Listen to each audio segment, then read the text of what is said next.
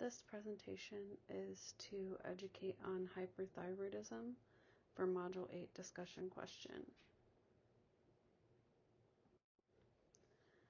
There are many clinical manifestations for hyperthyroidism. Some of the most common ones are fatigue, tremors, sweating, anxiety, palpitations, heat intolerance, nervousness, diarrhea is very common, and depression. For example, when a patient has a thyroid disorder, you'd want to gather subjective information such as the patient feeling sluggish, there's no energy, weight gain or weight loss, and again, depression. The signs and symptoms of hyperthyroidism reflects a hypermetabolic state. So this means that the patient may present with increased metabolic activity. There could be an enlarged thyroid or a goiter present. It's usually painless, but can be a little bit tender. Etiology includes toxic multinodular goiter, thyroiditis, malignancies with circulating thyroid stimulators, and there will be some changes in the TSH, as well as the T3 and the T4. Some things that we can look for as nurses, objective information, includes like bulging of the eyes. There's going to be a lot of eye irritation and inflammation. There may be a gritty sensation, some pressure in the eyes. The patient will be sensitive to light, may have loss of vision or double vision. And some of the risk factors around hyperthyroidism includes a family history. The female gender has higher risk than a male gender. Other conditions that we might see that could cause hyperthyroidism is type 1 diabetes, anemia. You could have a primary adrenal insufficiency or a history of chronic diseases. So the priorities with hyperthyroidism is, for one, to collect blood samples. You're going to want to see what the levels are for the thyroid stimulating hormone, the free T4, and the total T3. Obviously, you want to get a medical history and a physical assessment of the patient.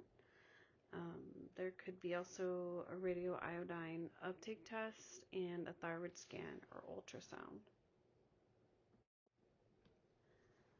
Some other things that might be seen with hyperthyroidism is decreased cardiac output. Again, fatigue. The patient could have imbalanced nutrition, deficient knowledge, and anxiety. So some of the goals are to maintain adequate cardiac output. We want to increase the patient's level of energy. Obviously, we want them to be free from signs of malnutrition, so they may need dietary counseling.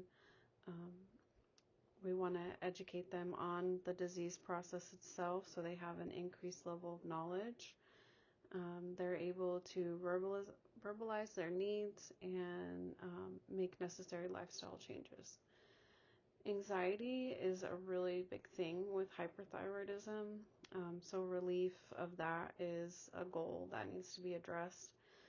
This can help so that the patient can find healthy ways to cope with the feelings around the disease itself. Some actions that we might take as nurses is to monitor vital signs. So we want to monitor all their cardiac function, such as blood pressure, chest pain. We want to look for any heart murmurs.